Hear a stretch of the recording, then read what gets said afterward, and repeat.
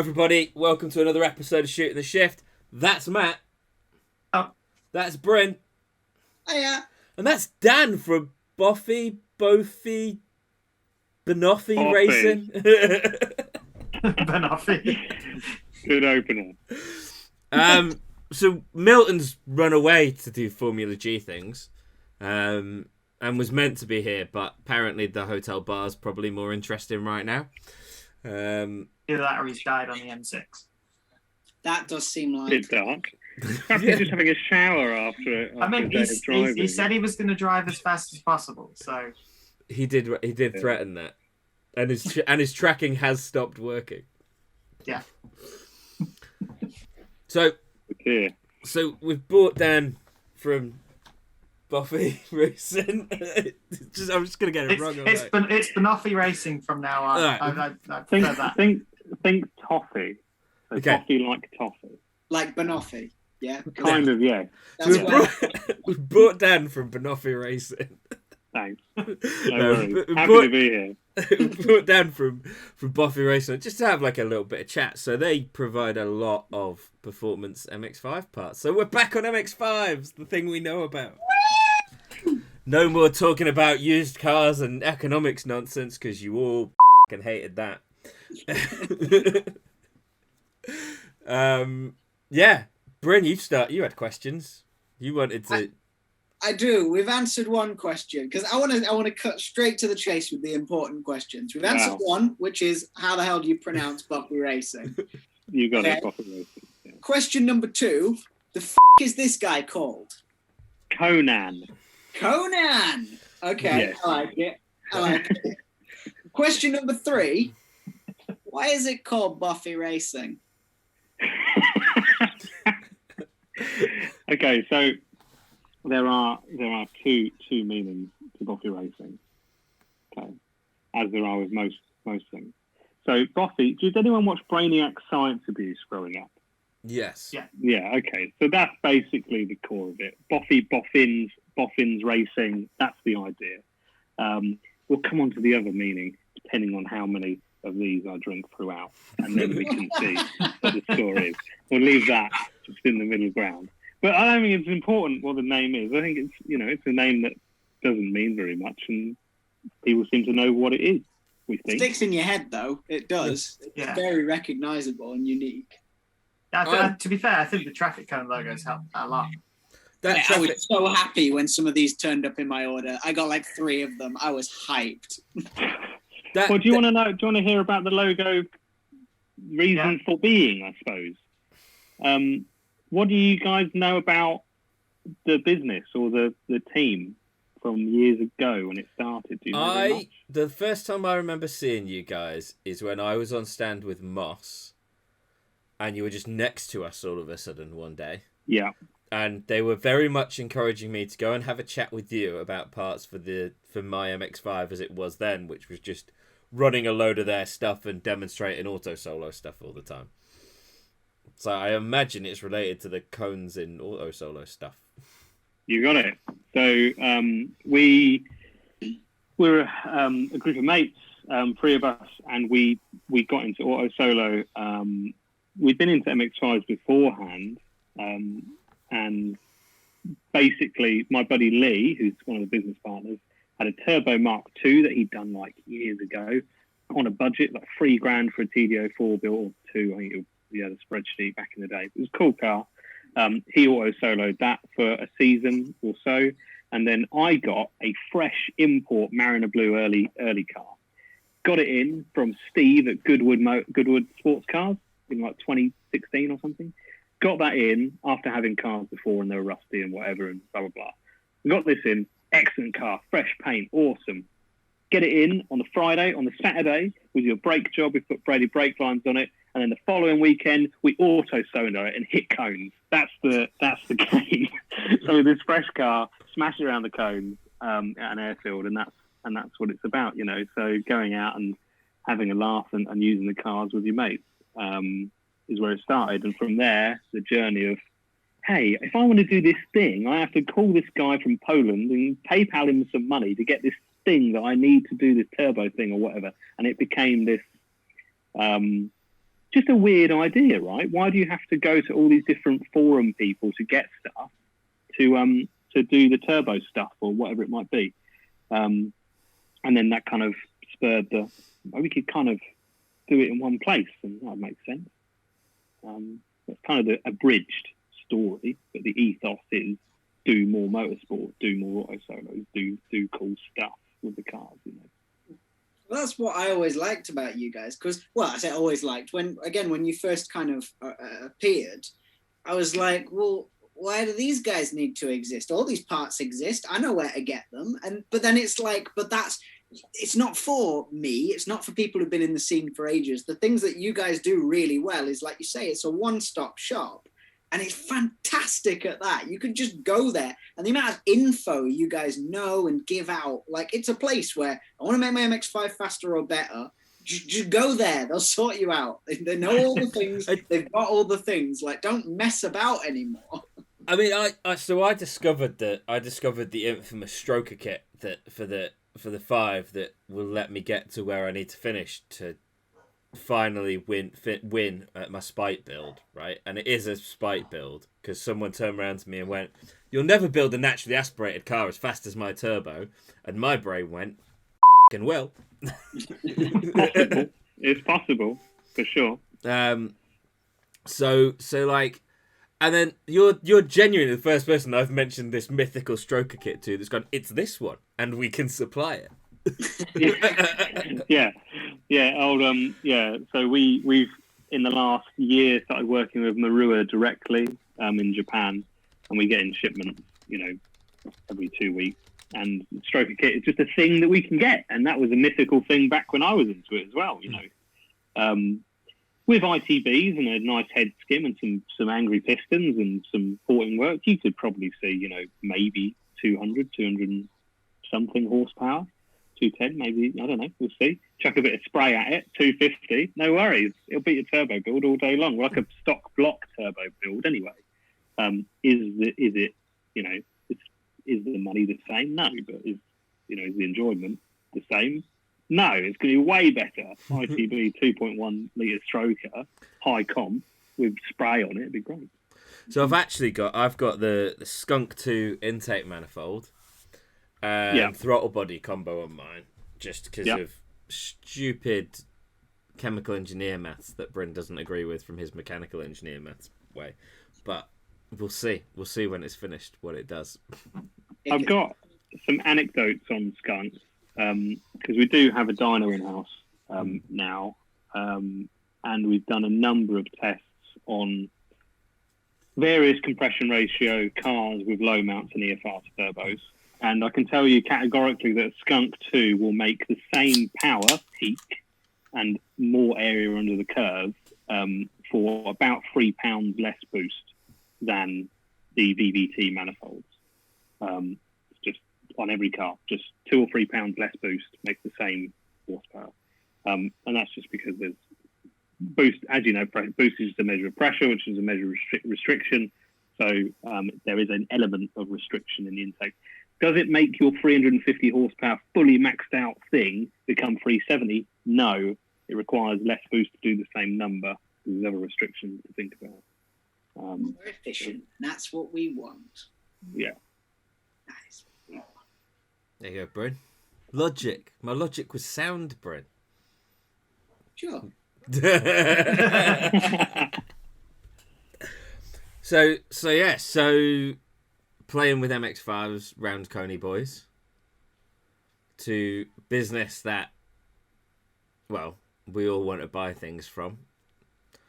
So on the note of wanting to buy things, like and subscribe, because we need at least another 710 subscribers before I can get ad revenue to afford a stroker kit.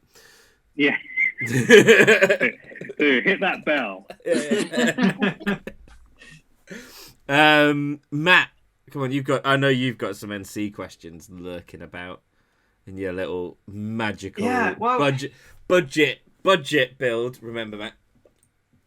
But yeah, it's budget. At the moment, it's budget. It's not going to stay that way long term. It's more like trying to find NC parts, just in general, I found is an absolute nightmare. Because Give even me an down to example. even down to Euro car parts, they don't hold everything. Have you tried And the then- Ford? Have you tried searching under Ford, Matt? It's not a Ford. It's not a Ford. It's not a Ford. This annoys me every time somebody says this. The engine is designed and built by Mazda. Ford derived, but yeah, they did. Ford went to Mazda and said, "Hey, make that better." Hey, you make this not wank. And Mazda were like, easy, we'll do it properly. Yeah, and then Ford took that engine and put it in the Mondeo and all sorts of other crap. But like, even you can find stuff for the NC, but it's ludicrously expensive. So, Right. for example, I wasn't sure whether the NC had power steering or either hydraulic or electric. Because obviously it's a RX-8 chassis. I was like, I wonder if they put the electric power rack in. Apparently, no, it's hydraulic still. Yeah. And during this search, I found a replacement power steering pump from MX5 parts is £550. Yeah, but that's one of those cases where if you're trying to buy something new, then you're kind of knackered, and I don't think there's enough demand for an aftermarket part. I think this part of the problem is I'm struggling to find aftermarket parts. Just like so far I found a tiny little ducktail you can get for it from Moss. They do bring in some stuff from Carver Miata, and that's about it. But you get to that point, Matt, where if you think about it, right, everybody wants pop up and down headlights. That's a fact, right? And then if you can't afford pop up and down headlights, you get a Mark II. And then the NC, like, everybody's brain goes, well, it's just a bit fat, really, right? And then you go to like the ND, and you're like, well, yeah, I'd buy that if I had some pennies. And now we're going to very quickly cut to a whooshy thing. So, NCs aren't that heavy. NCs are that heavy, but after that whooshy thing that Milton induced, even when he wasn't here. He is now. Because he wasn't here. Yeah, I know. And it does mean I get to use that nice new sound effect that we found for the whooshy thing, so I do enjoy that one. It's slightly better than the old one. And you're going to have to do the overlay edit as well. I've already done it, Milton. We have arrived at the whooshy thing via a transition into a 5-pane overlay. Because I have some sort of skill at doing something, it turns out. So yes, so the NC's kind of always in my mind been the poor child of the family. I think that's everybody's opinion on it. But, Until they drive one. yeah, now you can't get hold of the good ones, and everyone's going, oh, well, I guess I'll have a go at an NC. They're suddenly like, holy this is quite good, guys. I think part of the problem with the NC is it never really bottomed out. They dipped down to sort of $2-ish grand, and then we started on the trend back up again. Yeah, that gets back into all that professor stuff that you can watch in an episode that's there now. Up there somewhere. And I think the other part of the problem is it's not a looker. It's really not, especially the NC1, the one I've got.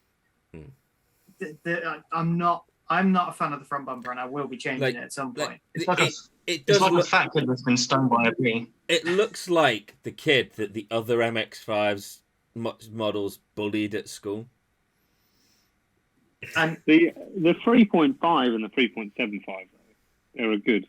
Yeah, they're a good option. absolutely.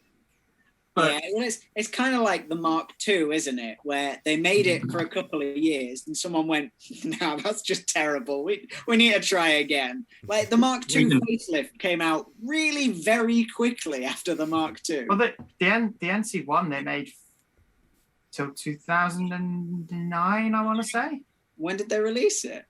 2006. Well, no, like some of the first ones are registered mid-05, I think. Wow. So yeah, it was about 3 or 4-ish years before they 15 changed years them. old. Yeah. Mine's an Back in my 08, day. so it's 13. But I think the sort of the archers and the front bumper are what let the NC1 down. And the other problem with the NC1 is the ride height. the amount of arch gap that they've got. So not to product place, but have you seen? We do like a GV kind of lip for the NC one, which makes them look a bit less rubbish. You know, I've seen that and I've considered it, but I don't want to keep that bumper, so I don't want to spend the money on that and then change the bumper. Yeah, no. But also, I want to put a 3.75 bumper on. But me, can I find one? No, you won't. No. And if you do, it'll probably cost you 1,500 quid. I would have thought. Yeah, you can buy a brand new one from MX5 Parts for £400 with none of the grills or anything included with it. Right. And then I saw one on eBay for 250 quid. Is this one of those moments, Matt, where you 3D print the grills, Matt? There you go. Can he 3D print the grills? I think that was. You can 3D print them, but not on my 3D printers. It's not big enough. Matt, is it one of those moments where I need to make a special phone call to some special people in Japan for you? Well, this is the other thing. I've not really seen. There are aftermarket bumpers for it, but not many. Oh, don't have to market. I mean, we'll get on Yahoo Auctions and it'll arrive at someone's house and then go in a shipping container. So there's a lot of aftermarket support for the NC in Japan, almost more than the NA now, because a lot of those lot have all shut down or changed tact anyway. Yeah, it's getting it over here. That's the part of the problem. Like Carbon Miata do quite a lot for it, but obviously you then have to import it. It's possible to do. So Carbon Miata is not based in Japan. It's based in Hong Kong, I believe. Hong Kong, I think, yeah. Mark over at Carbon Miata. And so, like, it could be done. It just requires containers is the issue. The shipping kills it unless you put it in a container. And this is part of the problem, because I'm doing a budget build, and people will start doing these as they crop up cheap. Trying to do it on a budget is nigh impossible. Like there's no second-hand parts for it. There's no breakers. It's not like Mark 1s. But that's becoming more and more of an issue for Mark 1s. You know, that's you go now and want to pick up an engine. I mean, if you look, like, I'm not on eBay, but right now I bet you there's barely any more than 2 or 3 1.6 early engines on eBay. And if there are, they're 250 quid. A VVT engine is now becoming like, you know, 450 quid an engine if you're buying it from a reputable source. If you're buying it from Joe Dick, it's 250 quid. It's a lot harder. Like I remember I have a Torsen 4.3 in my car, and I paid £275 for that with shafts and prop 7 years ago. That's now 700 quid or something stupid. Yeah, I've said this to the guys. The trick here, though, right, is what you do is you find someone who's got like NR Limited, who doesn't know what they've got, so not me, and buy that, like Claire did, and she picked one up for 300 quid.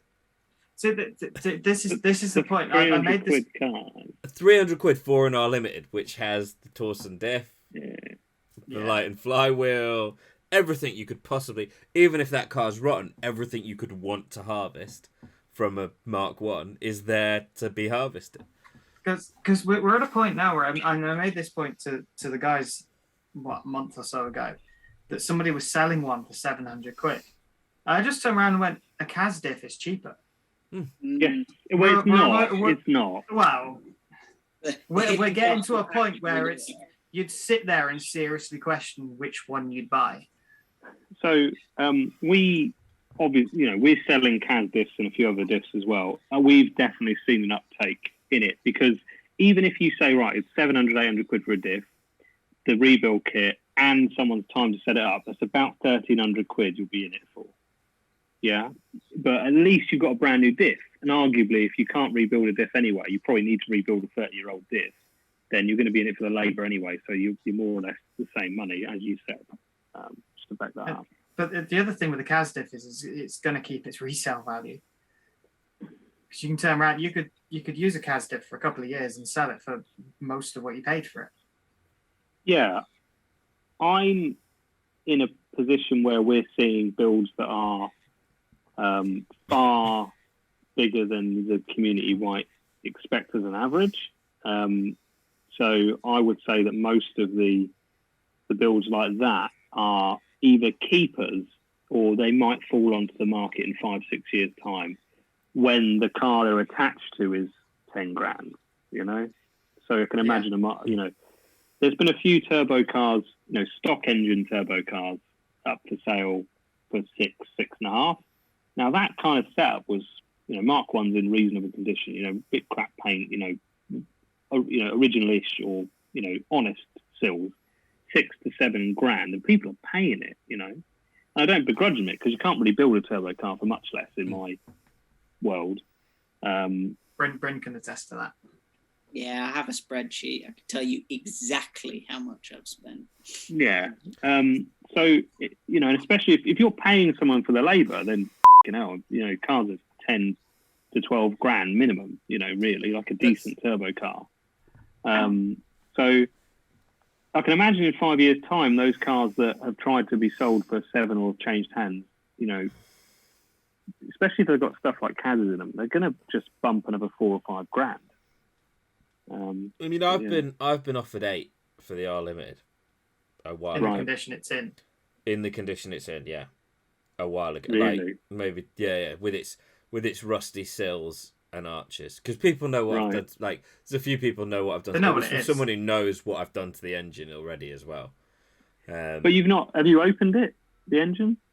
The engine has been opened, yes. Right. Well, so what new bearings, rings? So no, just the top end's been opened. Okay, there was so yeah, cams and that kind of stuff's gone in, and not so the piper ones. Eight's a pretty keen price for what that is. Yeah. You know, it's got the Lotus Exige seats in it. It's not like parts. Yeah, we're you know. Yeah. You're tacking on stuff that's a little bit more special now. Okay, Yeah, fine. But so maybe that's reasonable, but that's still it's good money given I paid 500 quid for it. Yeah. I mean, to be fair, I'm no different sat here with a 300 quid Mark III that I could sell quite easily for 2.5 grand. And that's purely because that's purely because that's what it's worth, and I paid no money for it. I think the thing that scares me the most, right, is of all of that and getting off MX5 for like 2 seconds is the Stagia. I paid 6.5 grand for it 2 years ago. I know of an RS4S that money was paid. It was bought a week after mine for the same money and is about to go on the market for £20,000. Nuts. I had the opportunity to buy an AZ1 fresh import for 4.5 grand. About 8 years ago. And you are now kicking yourself, aren't you? The problem is there's none in the UK. There's none of them in the UK, so that you couldn't really base it on anything. So, but I did see a post a couple of years later of a guy selling one for 12.5, and I was like, probably should have moved on that one. But now they're probably 30. I don't even clue what they are now. There's some things that are just bonkers, right? A Honda City with the Moto Compo in the back. That is mental amounts of money. We're almost encroaching on last week's subject. Yeah, but like, let's get away from that one before we have. All right then. So get angry again. So, question for Dan: You've driven all 3 kinds of adding power to an MX5 with ITBs, superchargers, and turbos. Which do you prefer? Not which would you build. Which do you prefer? The one that puts the biggest smile on my face is the highly tuned NA car. That doesn't take itself too seriously. You know, my best experience was with, you know, the biggest car, the best experience I had was with a car that I didn't feel, you know, owed to be amazing, you know. And even that with I had a ECU in my 1.6 that I tuned up and did like little mods to do breathing stuff with it. You know, the usual thing, a header and an exhaust and a whatever. And you tune it to the nth degree, and you know, when you use that for auto solo, and then you use it for like a B road, and you go and try and set some sort of time on this B road, it's the pat on the dash moment, isn't it? And a turbo car, what that does is it takes the baseline of what deserves a pat on the dash and raises it about 10 tenths more. You then have to almost die at every opportunity before you're like, wow, that really, you know, that impressed me. with that being, you agree? With that being said, like, you know, Lee's car. So we built Lee's is a 1.6, 11 and a bit to 1 compression M45, made 251 horsepower on our dyno. Bit of context: my car 1.6 stock, you know, a rod block, stockish compression ratio, 9 pound a boost, made 206 horsepower, which is 169 wheel. Lee's is 174 wheel. Okay, so very similar at the tyre, but because it's supercharged, you've got the drag, right? So, but Lee's comes in and is so flat and disgusting. It's just another extension of naturally aspirated. There are some intricacies with superchargers around. They aren't as instant as you might think. They're close. Yeah. They're very close, but they're not instant. I completely agree, because obviously I went from NA to supercharged, and same supercharger, the M45, and it still drives like an NA. There's obviously a little bit of lag at the bottom end while it gets going. Yeah. But throughout the power band, and I've got a dyno graph somewhere in a cupboard, it's still linear like an NA. Yeah. And obviously I've driven Milton's car as well, and there is a difference in the power delivery, and the supercharger is very, very linear like an NA. And Matt, you're missing out an important part though. Mm-hmm. NA and superchargers don't go. No, they don't. No, they don't. The thing about, like, so with my turbo 1.6, the torque curve is flat. It makes the same torque at 7,500 as it does at, I think, 3 grand. So it's deliberately set up flat, because that's how I like my cars set up. Yeah. I don't like them spiky. I like them really drivable. And Lee's does the same, because the nature of a supercharger. It takes the NA math and just does it again and improves it up top a bit, because the nature of it all. So, but with, you know, the whole all that shit, you can't really beat the turbo for the instant guttural torque delivery. It throws you back in the seat punch. Yeah, and the flat shift on a turbo is a completely different game to anything else. It's flames out the back at night while shifting and just banging gears as if you've got a sequential. You know, many an evening. I've never done that. No, because yours is not a road car, right? Milton. No. Milton, I have never done that in the stage yet, in a tunnel, in late at night, with every bit of lighting in the stage you're on. It's never happened. It's not that. I'm sorry, residents that now have a 30-mile-an-hour speed limit through that tunnel and speed cameras inside it, but it was fun while it lasted. One of our early outings with have you guys seen the video on our YouTube of the grey car, Matthew's car, the 175 mile? It does do that. Like, it actually, he's a fucking idiot. He's gone on the public road and maxed out. No, he didn't. He did it on the racetrack, remember? Mexico. Allegedly. Public road. Allegedly in Mexico. Yeah, well, irrespective. It has hit a silly number, and that was with an old turbo setup. That was with a GT 2560 setup that barely made 300, if that. So it's just the gearing, and if you've got the car's fully seam welded and stuff, so it's bizarre to be in. But anyway, before that car became what it is now, we spent many a day with his rusty sills doing backstreet pulls and flat shift and everything, naturally aspirated. One of our early track days was at Cadwell Park with flat shift and him going by the pit lane straight every single time, going every single time. There's something to be said about putting an ECU in an NA car. Mega. I recommend it. I swear by it, and like, Bryn, you've been around it since I had the cams in, haven't you? Yeah. That absolutely monstrous idle that it has. I just like sitting still, and the whole car is rocking with the idle noise, just going brum, brum, brum, brum, brum, brum, brum.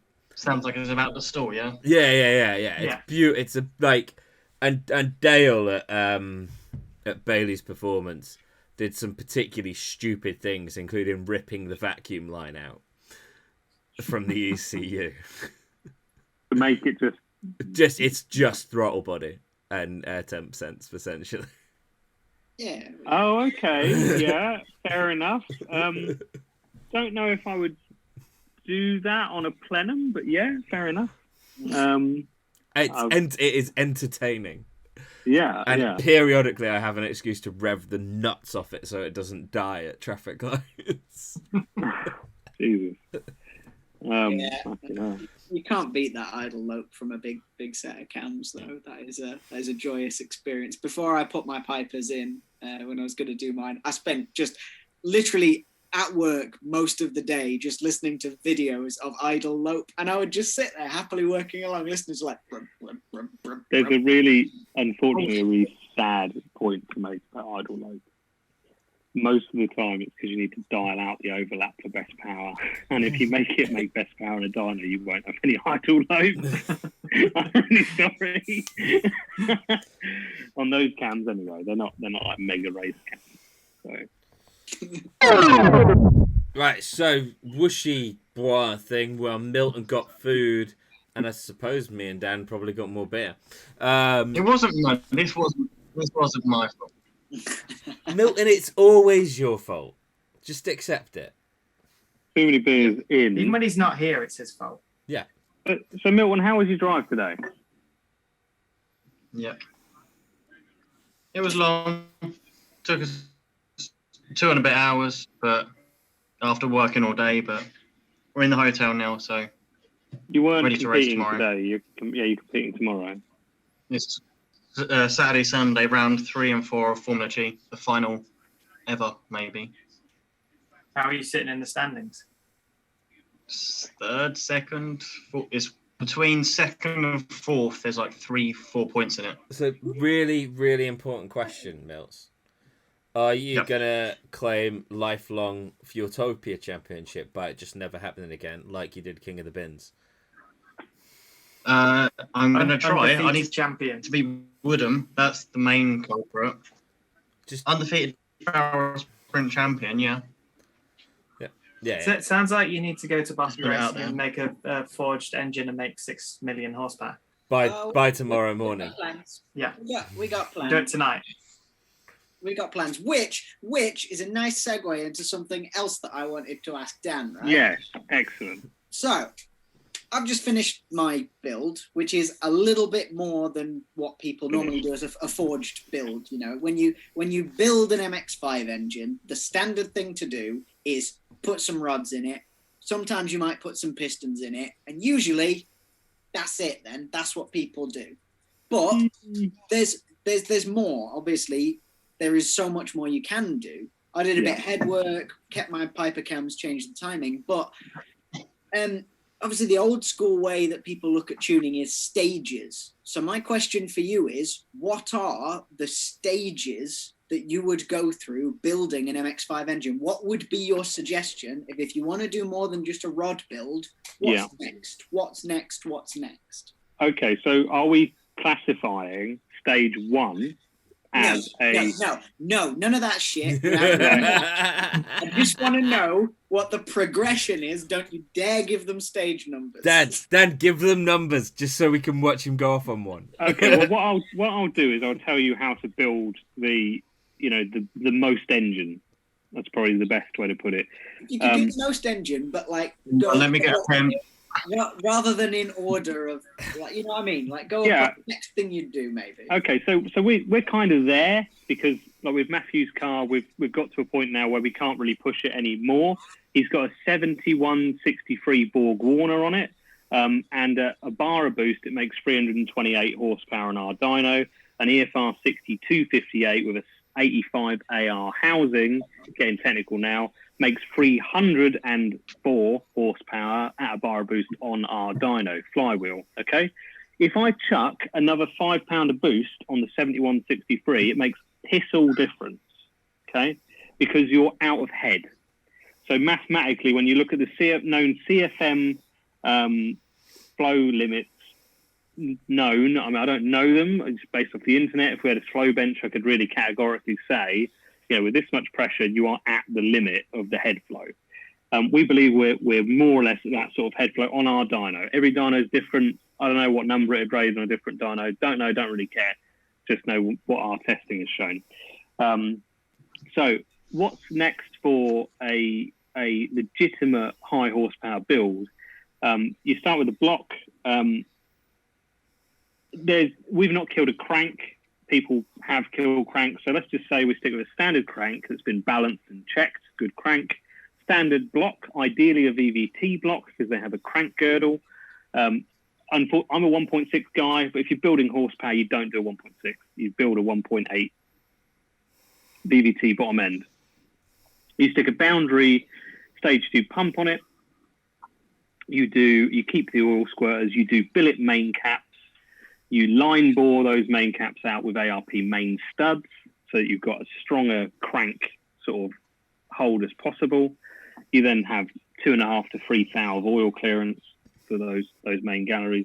You stick either K1 or Manly rods in the thing, and you stick Wiseco or Supertech or whatever your poison is for piston is, and you go with an 84 mil piston because the next thing you're going to need is an upgraded head gasket, and it's not just a Cometic.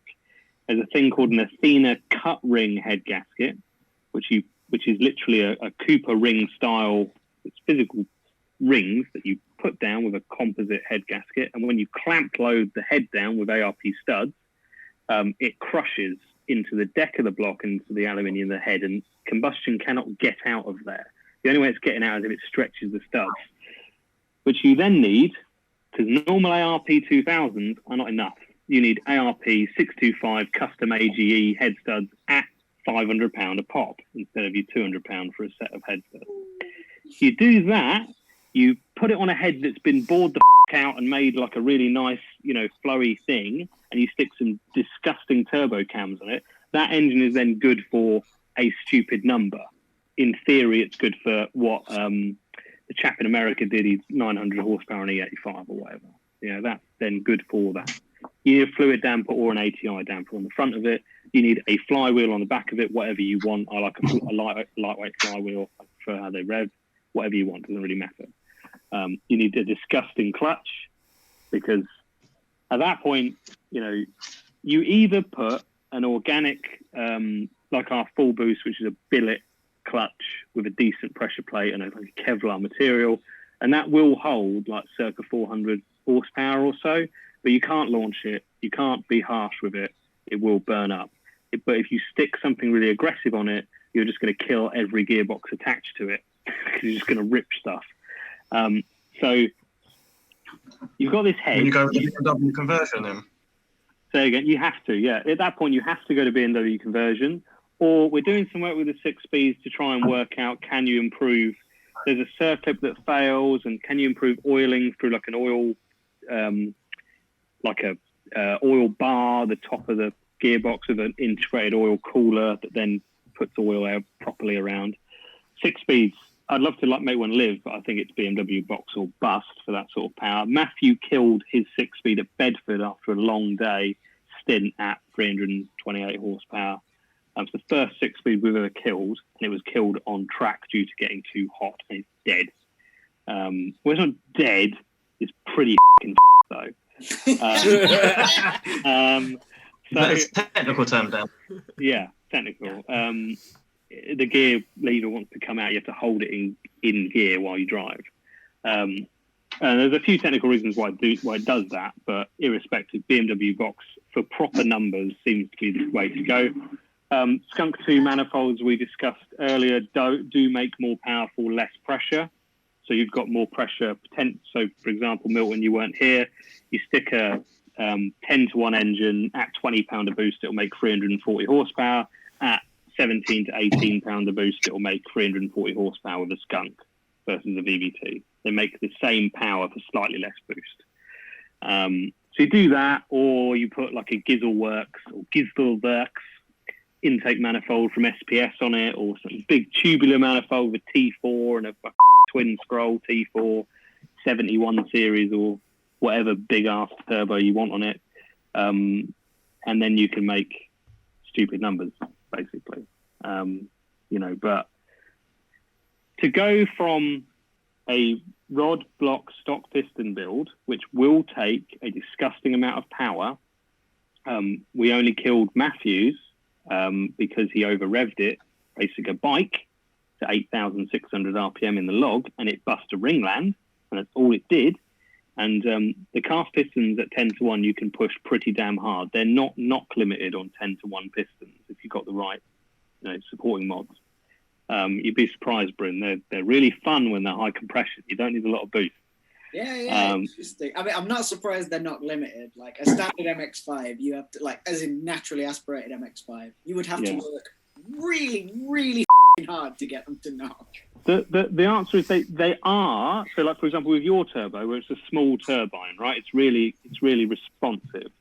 In the middle, between 3.5 and 5.5, it will knock. It will knock its tits off if you want it to.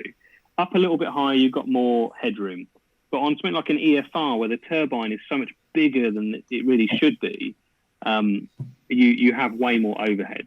But the same rules apply. You can kill an engine real quick if you want, but they're not. They can make MBT on a 10-1. So, you've kind of got this middle ground of you put pistons in it, you do like the bottom end, you do the best bottom end you can without doing billet main caps and all this other nonsense, and you can hit a number, whatever that number is, it's fucking fast, and it will kill every gearbox you attach to it.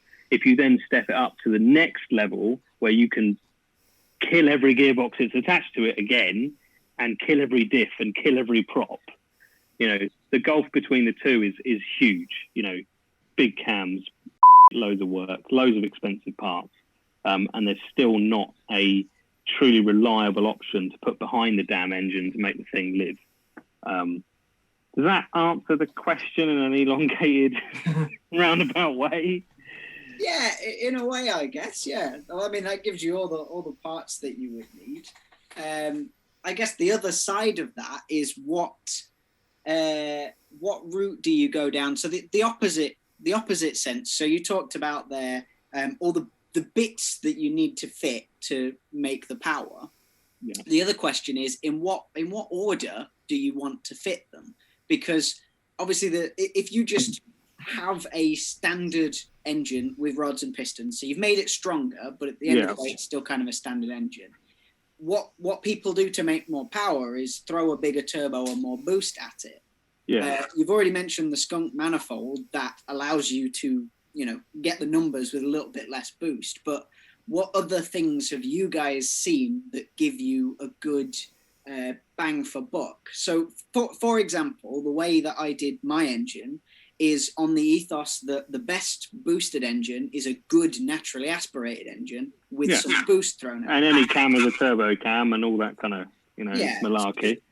So what I focused on, mainly because obviously, I work at a place that builds race engines. It's labour for me. Really, Bryn? Yeah. Labour. He says in his work uniform. Yeah. Oh, yeah. I am still wearing it. But labour and stuff like that for me is free, and I have the facilities. So I wanted to put the effort in rather than spending the money, because quite frankly, the money is what I didn't have. So I was looking for the way to make the engine more efficient to get the power. So I went for porting the head, because a standard MX5 head is a really bad job. There is so much mismatch on ports. There's massive valleys. Big casting shift. Really, really bad. And so there was a lot to be gained there in just cleaning that up and making it like the engineers at Mazda would have wanted that head to come off the production line. That's not how it does, just because that's how tolerances work. And from what I've done so far, logging the runs I've been out on, and we've had a look at it, me and the guy that's tuning it made a difference. On the turbo that I've got compared to other cars he's seen with a similar setup, it spools quickly, it spools early, and it's making good numbers on the fueling. So what do you guys know with all of your dyno testing? What works to get those numbers without just turning the boost up? So I can't say categorically that I've done enough testing to say I've chucked on a different ported head and stuff. That's a very expensive endeavour. So I won't, I'm not going to say that is something that we've tested. We've tested relatively standard heads, and we've tested heads with cams, and that have been free angle valve jobbed and things like that. But we've not had someone bore out the cam, you know, the whole head and sort that out. With that being said, I think that on a 1.6 especially, so mine has a fabricated plenum on it. It has a low mount manifold, which we designed with the ethos to be, you know, as flowy as reasonably possible while being compact, and a full 3-inch system. Okay, I recently logged exhaust back pressure on my setup, right, and it's about as good as it gets. So you can keep in mind it's a GT 2560 turbo with a 64 AR housing, okay? And I need to ratify the numbers, and I need to build a thing to double check and all this stuff. But the long and short of it is that you're dealing with between 1.5 to 2 times back pressure at high RPM. The thing that kills power is volumetric efficiency falling on its face at RPM. So 6,500 and above, VE of these engines tend to fall way over. And I've got an airflow calculator on a blog I wrote, which is about how do you know you ran out of turbo? And you can go in there, you can punch the numbers in, and those numbers are basically accurate to what our dyno puts out. So if you can increase your VE, your volumetric efficiency, by, say, 5% at high RPM, that is worth way more than 1 or 2 pounds of boost. Way more. So exactly what you've done, you've increased the efficiency of that cylinder fill and all the rest of it transition. There's a limitation in the size of the valve. There's a limitation in many things to do with those cylinder heads. They're not exactly perfect. But there's an argument around quench area and deck squish and thickness of head gasket and dish on pistons. I found an interesting behavior between slightly semi-dished 8.5 to 1 pistons versus 10 to 1 pistons. They make very, very similar numbers or the VE numbers are better on the 8.5 to 1 engine. Still needs more boost to make the same numbers, but the VE is better. So it would tell me that I would imagine the cylinder fill and the overall combustion is better. But that gets into like chasing percentages, you know. You're chasing 1s and 2s. Good injectors with a really good spray pattern helps. The EV14s we sell are a good option for that. They're about as good as they're going to get without spending a shitload of money. They're a good one as a bang for buck making a benefit, is what I would say. I didn't buy them, but no, I should have done, and I will at some point. It's not going to necessarily make you 10 horsepower. I'm just saying you can. There is some idea in the madness. They do seem to improve things. Definitely. But inlet air temps, making sure you don't have any boost leaks for one. Like, you'd be surprised how many cars have got some form of vacuum leak or boost leak. And yeah, cams, longer opening time, better port angles, better port job. You can't really do it's not a K series, you know, you're not going to make it amazing by running a Dremel around it, but you're going to improve things. It's interesting that you say the spool is better, because obviously if you're flowing the same amount of air, and you've got if you've got more pressure, and in theory you've got more flow potential than someone else with a similar head or an unported head, then you're going to be making considerably more power, because you're and you should send me your VE numbers and boost pressure at RPM, and I'll tell you what horsepower it will make on our dyno. It's as easy as that. Yeah, there's not really a magic wand. It's all these things together. Inlet's got to be the best inlet you can get. Exhaust has got to be the best exhaust you can get. Standard stuff. If you can port the head out and make that a clean, nice thing, free angle valve job makes a reasonable difference. And a cam that isn't shit, you know, that actually has some lift in it is going to make a considerable gain. Not putting a undersized turbine wheeled turbo on a you know, on a car and expecting it to make 1 million horsepower is a good way to look at it as well. Accepting that boost threshold is a thing, and if you want to make big power, sometimes you have to accept that power is going to come later on, you know. So efficiency at RPM is the answer. Someone want to ask a less technical question, otherwise I would be straight in again. Yeah. I mean, yeah, I can answer the technical questions, but you know, whatever. That Bryn's on a bit of a roll, to be fair, with his technical questioning.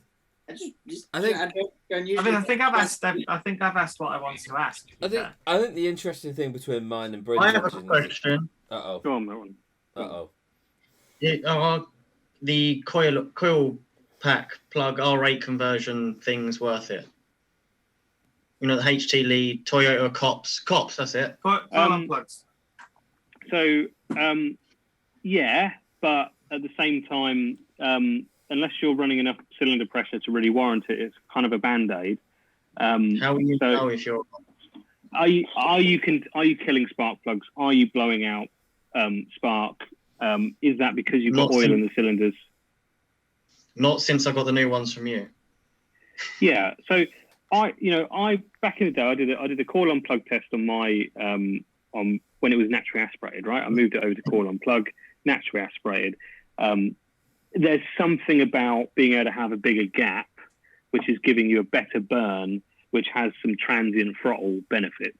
It's not going to make numbers. It's going to make it feel better. One of the other things about Toyota Cops is you can run it sequentially, so you're only firing one for every time the cylinder needs to be fired, which stops them getting hot because you're only using them half as much. Mind the cat. And they last longer, and you probably do get a better burn out of it. What I can say is that going to on the high compression engines, I use an Iridium 9-step colder plug, so NGK9 Iridium, and that's the secret sauce to making them actually live. Which is the ones I got? Yours are BKR7s, but yours is a TDO4 build on a reasonable boost level on a stock engine. It doesn't need silly plugs because you run risk of fouling them is the issue. Yeah, 2016 that was built on a TDO4 and RX-8 injectors. Yeah. And the engine hasn't been opened it's never been opened. 5 years that's been running. I was thinking about this today, how we could talk about that, because it's one of those things. It's how much boost does it run? 10 psi on high boost. And is it 1.8? 1.8, yeah. Yeah. So it's G19 manifold. So I can say that with timing fully optimized on a 1.8, 13.5 psi boost is enough to bend rods on track. So you've got an element of protection in there with that boost curve. That's probably why it hasn't died. But there's a lot of variables here. You know, you've got a stock engine that is in a 30-year-old car potentially. Has it had regular oil changes? You know, so who could replicate it? Do you know what I mean? Like that level of abuse. An interesting question. I think mine's the most used M-Tech car in the history. Yeah, for sure. Doing well. Yeah. This is the fourth event in a month it's done. The weekend before last, I was doing passenger eyes. It only had 1 litre of water in it. Jesus Christ. How much water should there be in an MX5 radiator? That's sick. I buy 2 5-litre bottles when I do it, and use at least one of them. Milton, can you like just look after the car so that all your sponsors don't end up having to go, here's a wedge of cash that we have to give you to help you rebuild it? Yeah, sorry. How it could possibly even live with 1 litre of water in it? Yeah. Maybe just the block and the head warp together. Yeah, it was at 220 Fahrenheit for most of the day. Why is your gauge in Fahrenheit, you absolute psychopath? Does it have an oil cooler on it? Nope. Right. Yeah. I mean, how is your engine still alive? Bryn, as it a a redneck, why are you questioning Fahrenheit? You're a wizard, Harry, at this point, basically. And I'm not gentle on it either. So No. Maybe is we it a should- miracle engine? Maybe we shouldn't build you a new engine because anything that you put in that car Yeah. can only be worse. Yeah.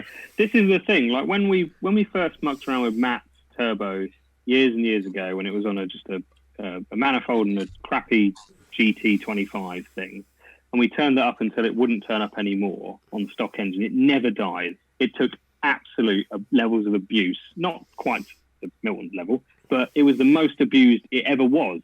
And then we made it better, but abused it less, and it broke more. So, don't touch it. You'll ruin it. It's gearboxes I'm worried about. Right. What's it? 5-speed? Yeah. Yeah. Maybe a gearbox cooler, but even an oil cooler would be a nice idea. I say, even at this point, I broke. You know you want to sell them boxes. then? Yeah, I think I could arrange something, but maybe you don't need it because you don't need water either. Oh, when I put water in it, went down to 190 degrees Fahrenheit resting. Why are you I wonder gauges in why. Fahrenheit, you heathen? Because that's what it is. What is wrong with you? Interesting. The stock gauge starts to get hot at 230 Fahrenheit. Are you surprised? Well, that's when it starts to go from you're okay, you've killed your engine, but it's quite a small window. Right. So, if you'd like to know more about Milton's magical engine that's powered by the baby Jesus, Bryn,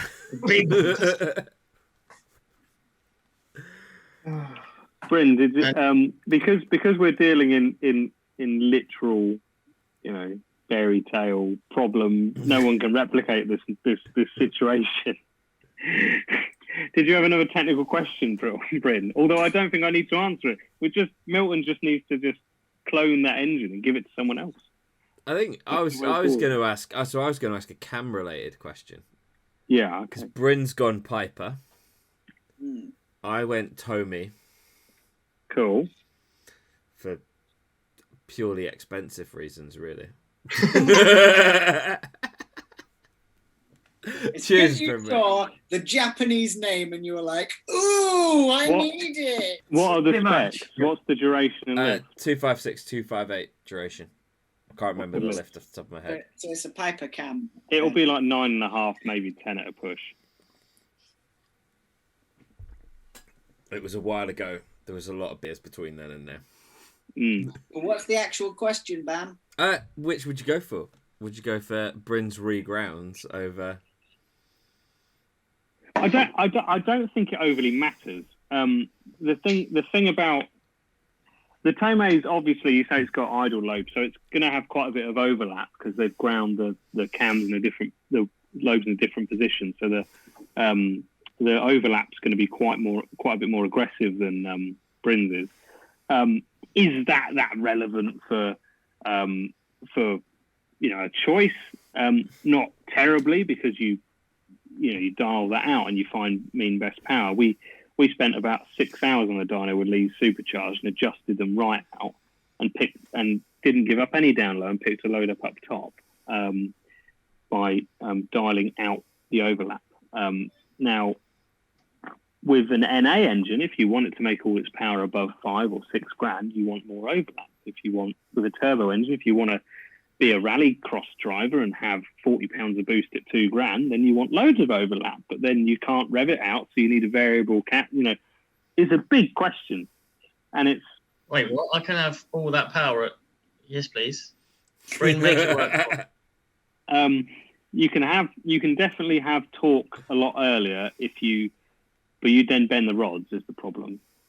If you wanted to, you could definitely build an engine that was far more like VVT, for example. You could use that to massively bump the torque in the bottom and then stick an aggressive exhaust cam, or you could put VVT turbo cams in a VVT engine, for example, and you could be really aggressive with it, spool the turbo like a mother, bring 250 foot-pounds, and then carry that all the way.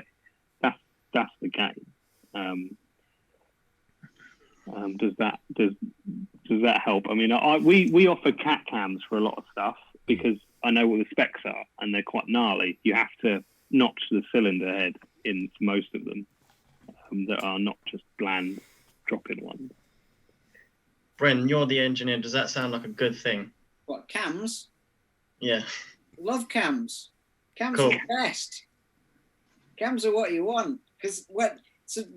My kind of cam question was going to be, how many do you sell? Or like, do a lot of people buy cams? Because when I was doing the NA setup, it was a stock block NA. I never opened it up, and I wanted the cams. And I went to Piper and asked them about it. And it was because a friend of mine was working there at the time. And he was saying the problem that we've got is that, in general, MX5 people don't seem to fuck with cams. Like, nobody buys cams for these cars. So we'll work with you and, like, you get a bit of a deal on these cams, but we want to get cams as a thing out there because we don't understand why people aren't buying them. Do you find the same thing? So we get people from every angle wanting parts for different reasons. So I'll preface that with, some people want cams because they want it to do cam things, i.e. wub, wub, wub. I.e. bam. I.e. bam. Some people are a very, very small percentage of people out at the point where they actually need cams to try and make a bigger number, right? That's just not something the UK has because we're quite gimped by our lack of E85. If you had E85, you'd have another 80 horsepower out of most of the turbo cars. It's ridiculous, utterly ridiculous. And that's why, kind of, again, the Americans don't necessarily stick big cams in it. It's a bit weird. With that being said, I've sold quite a few turbo cams. I've put a set of turbo cams in a customer's engine, but he put a turbo on it that wasn't really suited to the cams. So if someone said to me, hey, I want X, I want to spend 20 grand on a 5, and that happens more often than you think, then, you go, well, I want this turbo, and I want this, and I want this, and I want this cams. I want this to be done, and then it will be cool. But then, because we're gimped by this gearbox problem, right? Like, you can't go, let's make 500 horsepower, because you've got no gearbox that will bloody support it. And no one really wants to spend 5 grand on a BMW gearbox conversion. So until... Is it up to 5 grand now? Well, KMR's is like 5 grand. I think we might be able to get something... No, it's not 3 grand. No, it's not 3 grand. Oh. You get into sequential territory in that, with those numbers. Yeah, but no sequential actually supports the horsepower. So what? For that money. Quace doesn't. It's like 250 foot-pounds or something. So stupid. Realistically, without having to buy a mental box, what are we saying the upper limit for an MX5 is? Again, dynos are dynos, right? But potentially something as much as 400 if you use it on the street. If you use it on the track, like AK Automotive, chatting to those guys, they had a 380 brake race car, and they killed a gearbox every weekend with a gearbox cooler. Every weekend, without fail, 6-speed. So, what's the upper limit? Someone can do the odd little shop McDonald's run with their 500 horsepower, whatever, but anyone who actually drives it on track will kill it at 300-ish. So I don't really know the answer to the question, but what I do know is it's a problem that needs solving. It's a problem that, the cheapest you're going to get out of it, say that we could modify a 6-speed and do a few things to it to make it live longer, and a gearbox cooler, is 2 grand. If you want a BMW box swap kit from KMR, it's 4 to 5 grand landed. If you want a SPS Motorsport kit that's coming out, which we're going to play with soon, that might be 3 grand. But still grands for a bloody gearbox, right? To attach to your now £15,000 engine, which is a 4-cylinder, highly turbocharged race engine that's got a limited lifespan because that's how it works. Need someone to test that gearbox? No, I've got a pet. You're killing 5 speeds. Put a 6-speed in it. I've only done 3. You've only killed 3 5-speeds. No, trying hard enough, Milton. No rookie numbers. The other thing to point out is, though, is you get over the whole gearbox problem. Yeah. You're then moving into prop shaft, diff, and drive shaft problems as well. And it's the age-old thing of you make one bit stronger and then you move the problem further down the line. Those are easy to solve, though. There's off-the-shelf, reasonably priced, within reason solutions for those. But yes, but our other problem then is wheels that don't fit and tyres that you can't get because you need 2 4-5 section semis, really, and they're not that available. But I completely take your point. You end up with a car that's £45,000, I reckon, if not more, if you were to basically throw the book at the damn thing. At that point, do you want a cage? You know. And to be honest, Yes, this is point No. you want a cage. No, Bryn. That point, No. you absolute madman.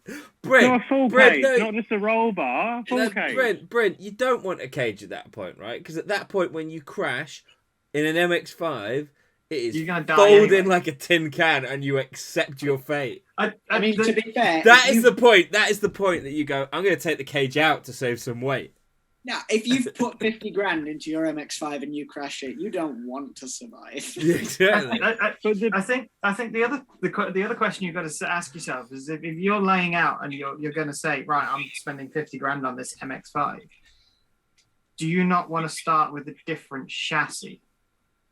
Well, Because this is where I ended up in the FC for a multitude of reasons. One of them is brat noises, but you can spend 50 grand on an MX5 and it's still gonna. I mean, it's still an MX5, and Get rid of it. it's easier to make more power out of a Are we- different chassis. Bryn, are we 110% sure that you want to get rid of him?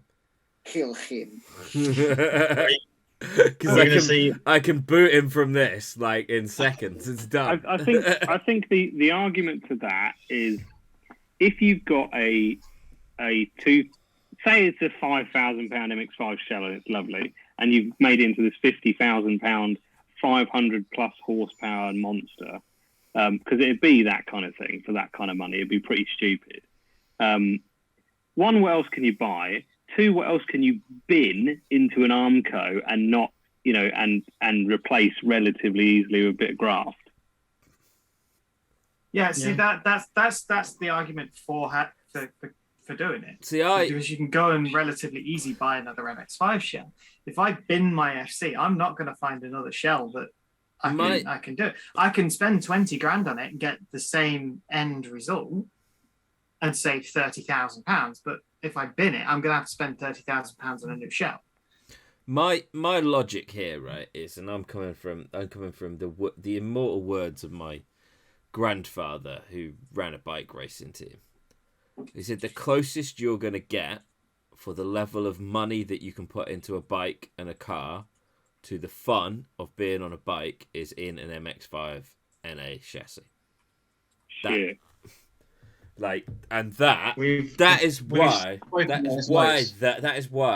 it was the first car on my dream car list that I bought. It's literally, I'm not allowed to ride bikes anymore because of a head injury, and those words echoed in my brain of going, do stupid bike engine with a Mark 1 MX5. I think this is why my argument of get a different chassis is coming, mainly because Nicole has an MX5. She's got an NA, and if I want to drive an NA, I can just go and drive that one. I've not lost an NA by selling mine. That's if she says you can drive but it. if when does anyone sit down with a pen and paper and go, I've got 50 grand and here I'm going to do this? But if you did sit down with 50 grand and you wanted an S15, or an R34 or something, and you built, if you built a 50 grand R34, you've barely touched it. If you built a 50 grand S15, you've got a quite cool SR20 that's making maybe 600 horsepower. Depends if you're buying it For a bit, yeah. Well, you put your rocker stoppers and all that shit. I think you can make them live. But if you're buying them used, you can get like 30 grand. You get a S13 with a JZ 600. Yeah, possible. But again, if you bin those cars into a wall, S13s and 14s and all that shit are becoming a lot harder to find. I think the other problem is I'm looking at it from a drift standpoint. If I bin my car into a wall, I'll just tube the front and rear. Yeah. Okay. And then carry on. I think that's. But I'm getting Dan's point here. Like, right? If I agree. I completely agree. I am not in the business of going, I'm just going to tube the front end and the back end of the R Limited because that's a total plan if I prang it, right? I'm sat there going, I want to build a cool car that can take the power. I'd kind of not like to prang it, if I'm honest. It would be a really bad day in my household. Choice. But the reality is Dan's right. You could spunk 50 grand, right? If we turn around and go, right, you've got 55 grand to buy the car and build the car. What you do? You go and spend 55 grand on a Skyline, and you probably got a pile of rust at this particular juncture, right? for some Skylines, and that's the point. Like, you can't go and build a lot of fun cars to bonkers power for weight ratio. The other thing for that kind of money anymore is if you had 50 grand to build another chassis, where else could you go and call, say, Dan and go, I want one of everything, please, and build a complete car? Well, that's an interesting argument. I hadn't even thought about that. But I think there are places for most Nissans and stuff. Like got Horsham Developments, they do like Nissans and shit. It's not to the same scale. I mean, I was thinking about this on my way home today about just, what you guys do, but also MX5s in general, but what you guys do. There's not much else where you really can have a one-stop shop with all those different parts like you have for an MX5. They are, because there's fucking millions of the bastards and they're so cheap and everything. You really are for choice. You can especially in the UK as well. Yeah, you can. I have a question. If you take the argument of SR20s, the only thing you can really do with an SR20 is boost it, and you can put some cams in, and there's some people making. You don't get that many NA builds. You certainly don't get any supercharged builds. Like it's not the same as with MX5s, where everyone's gone, hey, we can do whatever we like with this engine, and we're going to do this, and they're going to do this, and this guy's got a 1.9 litre crank in it. Wow. I think the other point for the MX5 chassis, and I think we've covered this before, is it's versatile enough to do anything you want. So obviously you've done auto solos with it. We've done drifting with it. Milton's doing Gymkhana with it. Bam's got. We'd like to do drag with it. It'd be funny. Bam's got a nice street car with it. There's plenty of drag cars out there. There's plenty of. They're even doing off-road cars. They're jacking them up and putting massive tires on them. In fairness, Dan, when I am done, Dan, when the last part goes in, the only place I will be sensibly using that last part is on a drag strip. Because if I use it on a public road, I am dying. Well, the giggle gas. Yeah. Yeah. Milton, you had a question. Yeah. So we're talking about 50 grand MX5, etc. But realistically, what's the power, sort of, without going stupid, what kind of power level should you go for an MX5? Like where you can actually get the grip down without going. Where do you start reaching the limits of the chassis? Within reason, without spending. Yeah. So reasonable chassis. So frame rails, roll bar, door bars, like small door, the GC Fabs door bars, not stupid like indoor ones. Frog arms at the front, a strut brace. You can generally put as much as the gearbox will take. 350, 400, whatever that number is on the internet, you can put as much of that on there as you like. Matthews is a good example because he's got a 3.3 gear set, so an M factory 3.3 gear set with a 6-speed. So his the base of the gearing is like a 5-speed with a 4-1 with another gear, but it means that it's still quite accelerate. It's not really that acceleration bias, but it gets along, it gets moving. It's not aggressive to a point for the power level it's at. So if you're clever with your diff choice, and you don't want to just light the wheels up constantly, then that's more than appropriate. I think that they're very, very happy at 250 brake on the road, very happy, even a reasonably ropey one. And that's the other argument. How many cars do you know that are actually rot boxes? Because a sturdy, nice car is actually very good, even at silly numbers. Just got to have half decent suspension. You stick some BC Racing DS on it, or club races, or something proper, then it will deal with that. Yeah. Yeah. I think people break. We've not broken arms and stuff, but we're not drifters. People break hubs on track, but again, that's with big slicks and shit. I've not done any of that yet. No. I've broken a move ball joint. The nut decided to it decided to unwind itself, which is funny because I saw it was in America. They had that problem with the Moog ball joints. The nuts decided to just, I'm not staying on. Well, the Nylock ones. Yeah. Yeah.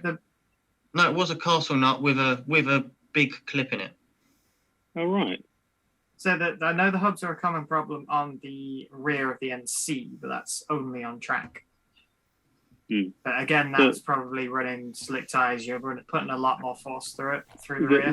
The NANB game, if you look at America, that's where we might be in 5 to 10 years. So when they're actually racing 300, 400 horsepower shit and on 275 section tires, and they're busting these little hubs. I mean, no fucking wonder they're busting the hubs. But other than that, there's Where do they go? Do they crack the bearing housing out, or what? The flange, the machined flange where the studs come out, literally just cracks and gives way. Yeah, I mean, it's not surprising. You're talking about a car that came with 185s on and 100 horsepower. Yeah. On a good day. So, quick segue, because we have been talking for the longest podcast that we've had for a while. I think we're going to have to get Dan back. So, a couple more questions, probably from Milton, because he turned up late. If you've got any more melts. Got to put my mouth. E10 fuel. The meme. What is that? Anything that is good for us, or is it just don't worry about it? I'm an NC, so I don't have to worry about it. So it's less calorific than E5. Calorific? Is my car going to get fat? It's going to get lean. It's going to get lean. Skinnier. So is it diet petrol? Diet fuel. Kind of, yeah. How many brins will I weigh if I just live off E10? Probably -4 brins, because you'll be dead and buried. It's not good for you.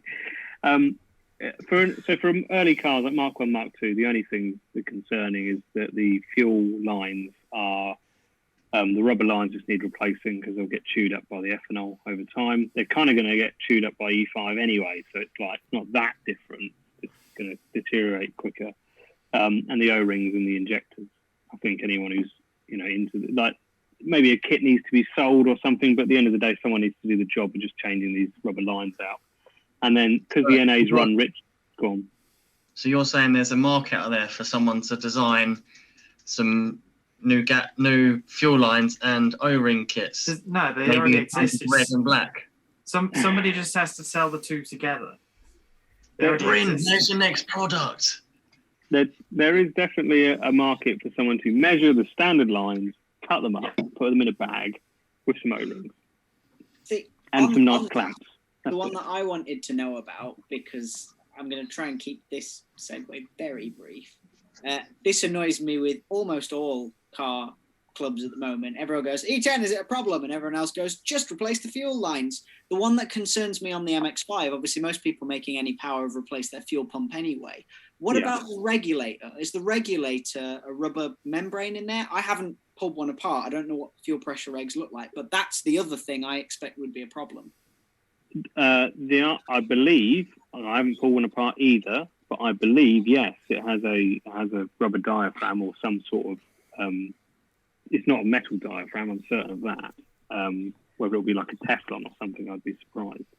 Is that on stock cars, or is that on like the cars that don't have any, don't do the ECU? They just use a rise and rate regulator. No, on stock cars that have just a fuel pressure reg on the thing.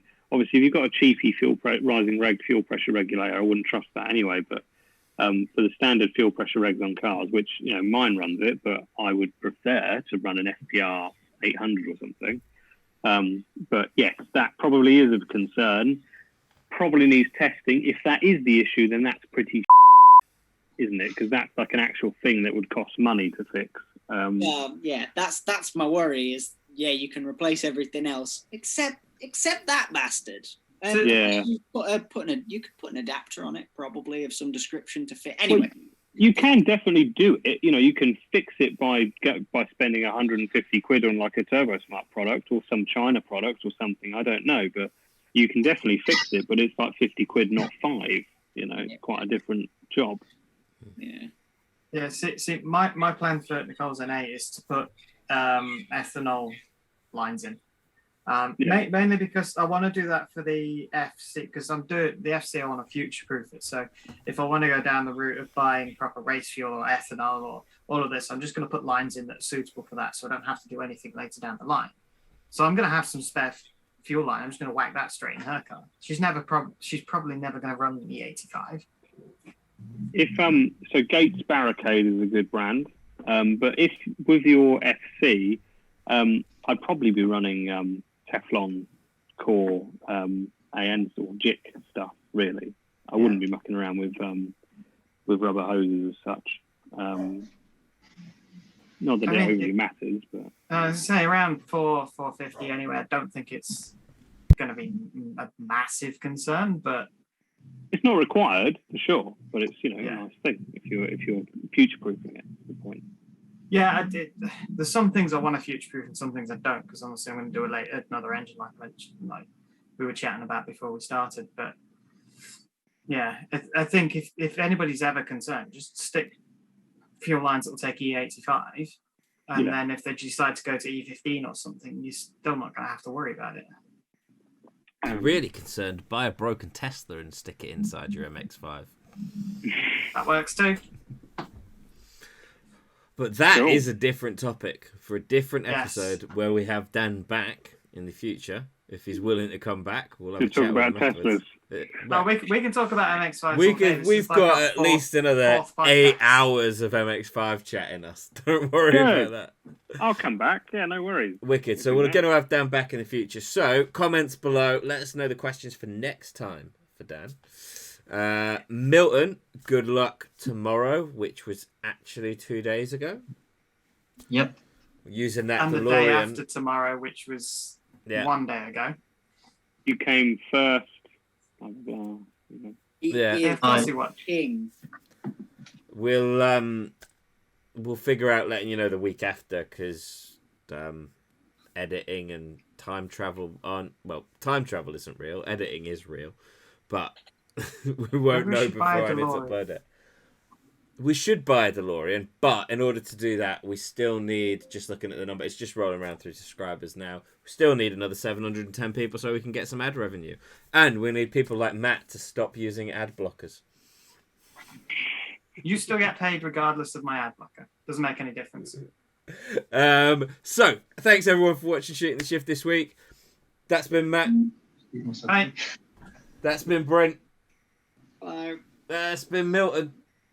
Toodles. And our special guest has been Dan. Good to go. Links to BOFI Racing in the description. Hit like, hit subscribe. Go buy some tow hooks from Bryn on the rad link. And also available on BOFI Racing. There. Yeah. Give them both And you get money free. by buying them from BOFI. And go and buy the last few Peking Cat stickers from me at Violent Running, because I want to print some more, but I need to justify it, and there's 5 left in stock. Have a good evening. We'll see you next week. Bye-bye.